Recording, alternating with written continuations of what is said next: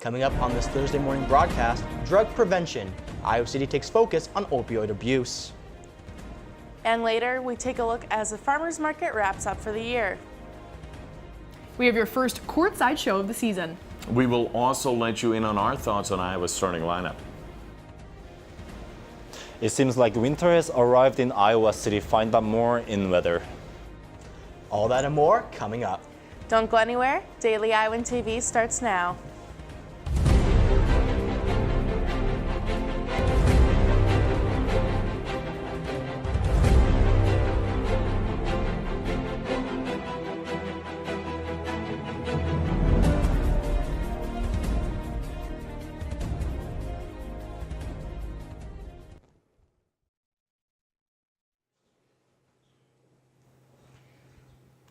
Good morning and thanks for tuning in. I'm Christopher Cervantes. And I'm Sydney Zatz. With Iowa Governor Kim Reynolds announcing this week as Opioid Awareness Week, Iowa City is doing their part to help the cause. This weekend, the Iowa City Police Department will be taking part in National Drug Take-Back Day. Drug Take-Back Day allows people to get rid of their prescription medicine, whether they are unused, unwanted, or expired. Iowa City's Drug Take-Back Day is set for this Saturday, October 28th from 10 a.m. to 2 p.m. at the Eastside Recycling Center. The purpose of this event is to prevent addictive drugs from getting in the wrong hands or being abused. The center is located at 2401 Scott Boulevard in Iowa City. The Iowa City Area Crime Stoppers is asking local residents for help in search of a vandalism suspect. Yesterday afternoon, the police department released a video of a man carving into the window of MC Ginsburg Jewelry Store on October 10th. Crime Stoppers is offering up to $1,000 for any information that could help locate him. Iowa City holds the titles as one of the most inclusive cities in the nation for LGBTQ citizens. The city received a Municipal Equality Index score of 100, one of the only 58 cities in America to do so. In 2013, Iowa City received a 90 out of 100 and since then received perfect scores each year. Cities are ranked through these 5 categories: non-discrimination laws, municipality as an employer, municipal services, law enforcement, and relationships with the LGBTQ community. The city says it plans to continue their efforts for the LGBTQ community despite these high rankings. City Councilor Rockne Cole says, quote, "If there are things we're doing that we're blind to that may affect the LGBT community, we still want to be able to address it. We don't want to settle for a perfect score. We want a better score so we can continue to provide leadership in that important area." End quote. You can read all about this in today's edition of the Daily Iowan, where reporter Brooklyn Drazy goes in more depth. The Iowa City Farmers Market had its last Wednesday session of the season. Let's go to Daily Iowan TV reporter Lauren Farrell with more. The last Iowa City Wednesday Farmers Market occurred yesterday, bringing over 24 vendors to Iowa City.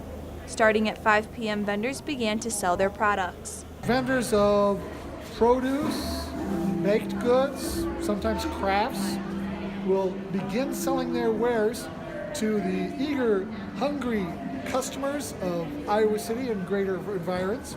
Vendors will oftentimes hear about the market and contact the Parks and Recreational Department to get on the vendors list. With Saturday being the most popular time, there's oftentimes a long waiting list.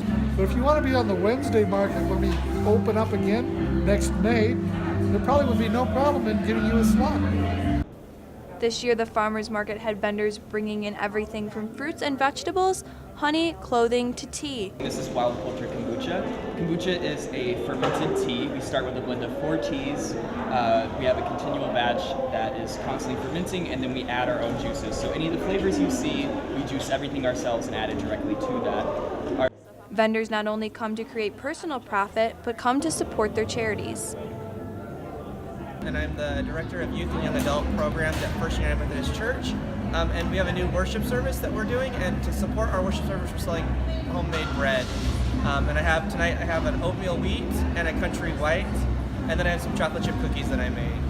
This is the second to the last farmers market of this season. The last one will be taking place on Saturday, October 28th from 7:30 a.m. till noon. Reporting from Iowa City, this is Lauren Burrell, Daily Iowan TV. You know, Chris, it's a shame that the farmers market is closing for the season, but we don't want those vendors sitting out there in the cold. That's right, Sydney. We've had a string of very rainy Saturdays as of late, and I have a feeling this one won't be any different. And not to mention, I hear that we are expecting snow sooner rather than later, which I don't know about you, but to me that makes me a little bit upset. But let's toss over Jin Yuk Kim in the weather studio to see what we can be expecting in this crazy Iowa weather. Jin?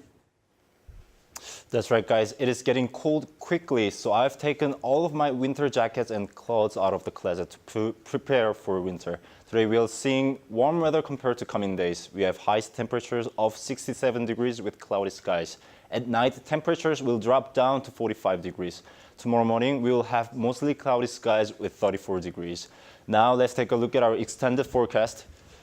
Tomorrow we are looking at windy and cloudy skies with temperatures around 30s and 40s. Saturday will be a coldest day of the week with temperatures ranging from 24 to 43. So you should wear thick enough if you're going to watch football game at Kinnick Stadium. Sunday we are looking at mostly sunny skies with temperatures rising again to a high of 51. Temperature and skies on Monday will be similar to Sunday. As we are reaching to the Halloween, we are seeing dull weather with temperatures reaching from 32 to 45 degrees. Winter is quickly reaching to Iowa City, so get ready for it and don't get sick, Iowa City. I want to cover one more thing before I toss it back to you guys. Since it is getting much colder than before, many of you might be curious about when it will snow first of the year. According to AccuWeather, up to several inches of snow will fall over part of the upper Midwest from Thursday into Saturday. A mixture of rain and wet snow or snow showers are likely to reach Des Moines, Iowa. Therefore, I would say that it is not that far to see snow in Iowa City too. If you like snow, this is a good news for you. That is your weather for the week. Guys, back to you. Thanks, Jin Yuk. Yesterday afternoon, voting results were announced regarding Iowa public employees' public sector units voted on whether or not to recertify their union memberships. Out of nearly 500 public sectors, 430 voted to continue their union memberships. More than 28,400 employees voted, with more than 23,000 supporting union membership, and a little over 530 supporting disbanding from the workers' union. The fate of Hoover Elementary School in Iowa City is now being pushed back. The Iowa City Community School Board is sending a petition to close Hoover Elementary to the Johnson County Auditor to be put on the 2019 election ballot.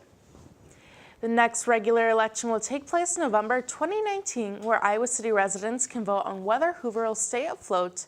And as of yesterday morning, the Johnson County Auditor, Travis Wiepert, says he has not yet received the petition. Tough news for the school and tough news for the kids. That's right, Chris. And you know, if the school goes away, so will extracurricular activities such as sports.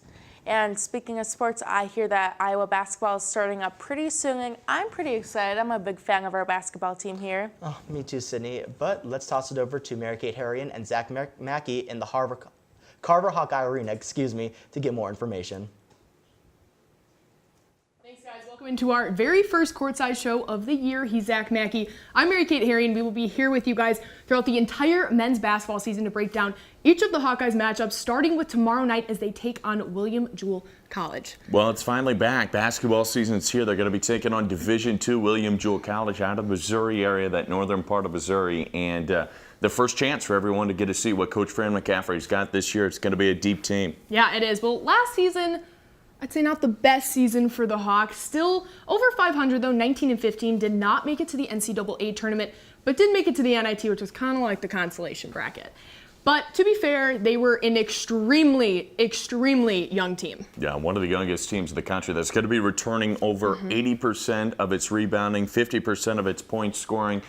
A lot of times out there, you're going to see 3, 4, even maybe 5 underclassmen out there to give it time on the court. A lot of starters that are going to be underclassmen, but yet they're underclassmen that have a lot of experience, played in a lot of basketball games. Last season was just a touch out of that NCAA tournament. Well, here's what the guys had to say on not reaching all of their goals last season.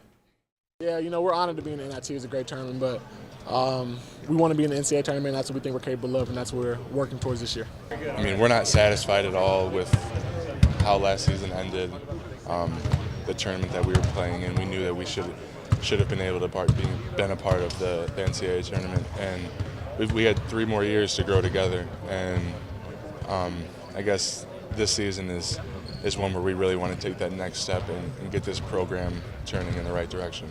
As a team-wise, is to win a title. That's going to be our expectations going forward.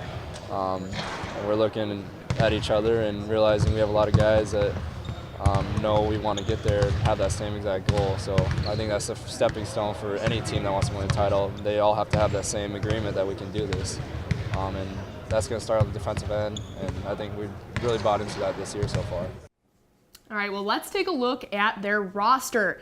They have a big loss with Peter Jacques graduating, but still are returning 13 players and have 4 newcomers, one of those being Luca Garza, who played extremely well this summer, was the team leading scorer when they went overseas. 4-star athlete, too, coming out of high school. Yeah, boy, was he good. 22 points throughout that. It was his first chance to kind of be seen by those countries up there in the Europe area. But again, now it's going to be, can you do it when Big Ten season's starting to get here? You got 10 to 15,000 people rocking Carver. There's going to be a lot of eyes on that freshman. Now, one of their best returners, if not the best, Jordan Bohannon. What he accomplished last season as just a freshman was incredible. And even just as an 18-year-old kid new to college basketball, he was the floor general out there and their go-to guy. All the guys talked about at Media Day how he is that clutch guy when you need someone to put up that game-winning shot. And he is just so fun to watch as well. Well, you said it right there. Fun to watch he was. He could hit those three-pointers, and he hit it from so deep. That's what amazed so many people. But he was clutch. That Maryland game when he had a ranked opponent, it seemed like he was better than ever right there. And Jordan Bohannon, you got to expect for him now in year number 2 to be even better. 89 three-pointers throughout last season. And he's chasing a record of maybe having the most three-pointers in Hawkeye history. And only a sophomore. So much left to see of Jordan Bohannon, but here's what Coach McCaffrey and teammate Ahmad Wagner had to say on Bohannon's game. He's got that relentlessness about him. You know, he's smart, he's quick, he's tough, and he's got an incredible ability to make shots, especially under pressure. So I'm excited about him. In that process, Rick, to take that next step and see where he ends up. He's a great point guard, great leader. As you guys see, he can shoot the lights out of the ball, pass, he can do a lot, and he's great to play with. He's a great teammate. Now, yeah, he may be on some preseason watch lists, and he may be one of the best players, blah, blah, blah. Let's not forget about what happened last April.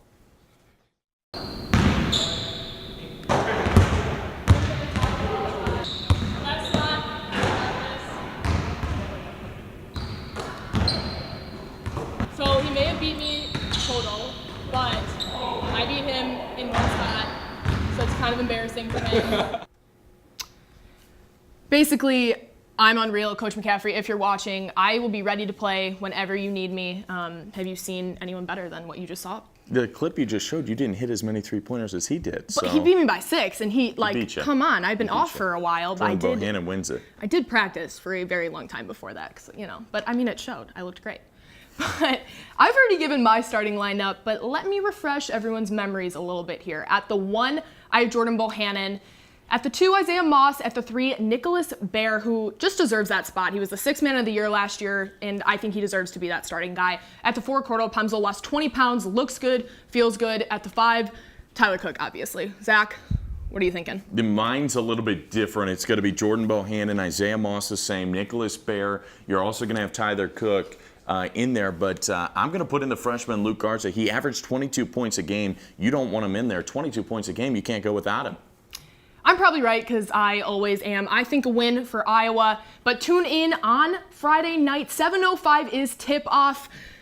BTN Plus, our very own Zach will be on the call, and a big weekend of me and Zach. Looking forward to it. Big game. We'll send it back over to the desk. All right, that wraps up this Thursday morning broadcast. Be sure to check out our website, dailyiowan.com. That's all we have for you. I'm Sydney Zatz. And I'm Christopher Cervantes. Have a great day, Iowa City. We'll see you back here next time.